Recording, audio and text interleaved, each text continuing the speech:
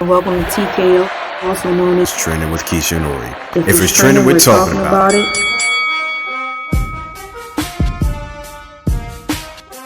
So everybody, welcome back to the TKO podcast. We crossed over 2020, now we're in 2021. I'm Orrie, this is my co-host Kisha. What is going on? Nothing. What's up, Orrie? Just because that zero changed to a 1 don't mean nothing, bro. 2021 starting off rough. You say? Like stuff is going on? I mean, there's a lot going on. People might want to take it back to 2019, get a whole redo. All right, well, one of the things that I want to talk about is that starting in 2021, it seems like our 76ers are off to a good start. I mean, as of this recording, they are 7-2. Also, as of this recording, now there's a little controversy with COVID.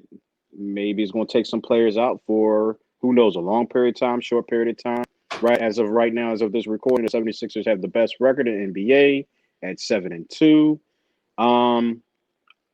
What do we expect? What's going to happen? I believe the NBA put out a schedule, and I believe it's only for the first 37 games.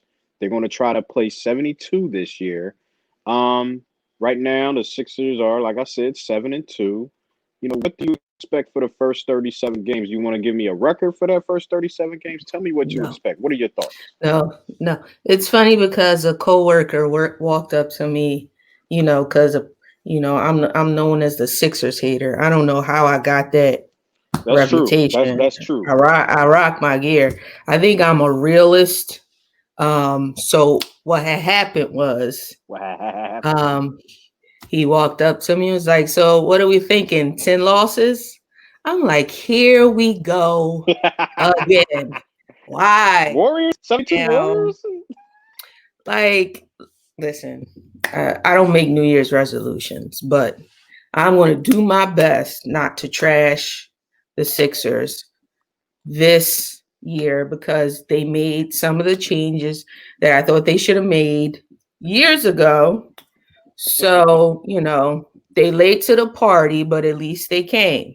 So, as far as record, I think that's dangerous territory because at this point, I personally think this is some of the most competitive basketball we've seen.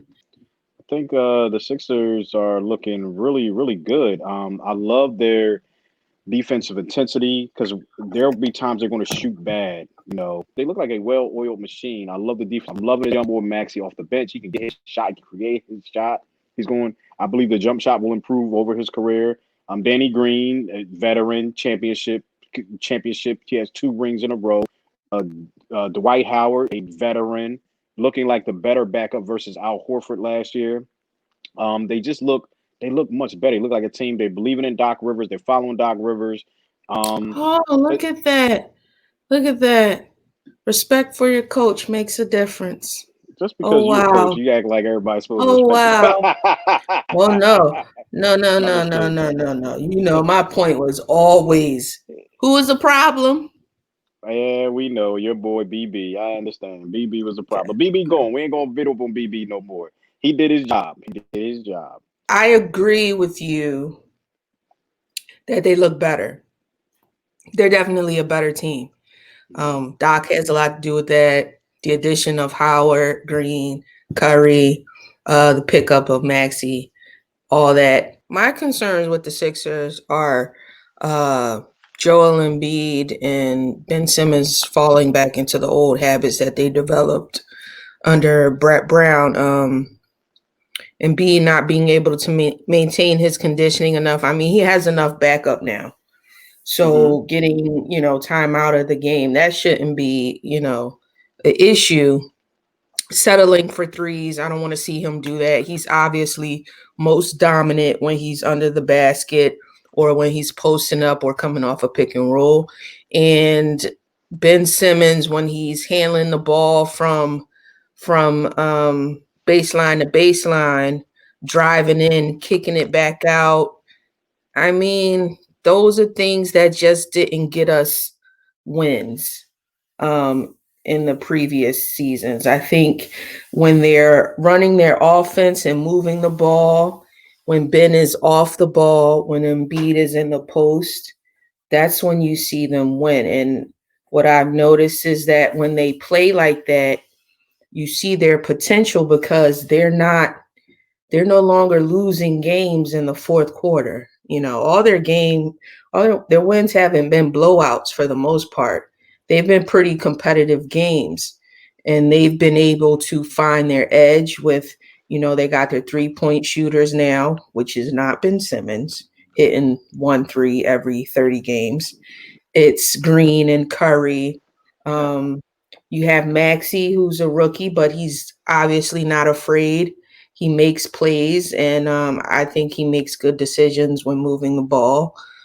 So I think those things are what's going to get the Sixers in position to end well in the playoffs, because now their biggest threat is not the lack of coaching or lack of leadership on the floor. I think they have an amazing amount of leadership on the floor now. Not amazing, but you have Sure. veterans like Green and Howard. Right. Um, but now the East is so competitive. You're Yeah. almost like, is this NBA too? is competitive. Did it The come West is too late?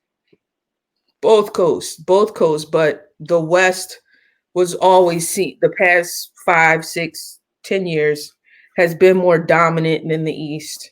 And in the East you had maybe 3 or 5 teams that you would always point to as these are your playoff contenders. And now Yeah. I think in both coasts you got a good solid 8, and you don't know how, regardless of how they end up in seeding. I think it's just too early to tell what Yeah. teams Yeah. are going to come out on top. A lot of teams are still, finding their rhythm because of all the COVID interruptions. Players who were injured before the bubble, who are now just coming back, and, a good class of rookies. So they're definitely going to be a competitor. It's just now they got a lot more teams to compete with. But thank you for watching. I think this is our first official show of 2021. Things can only get better unless the Sixers, Eagles, Flyers, and Phillies make it worse. Things can only get better here in Philadelphia. So make sure you guys, like I said, like, comment, share, subscribe, and let's keep getting better and moving forward in 2021. Peace.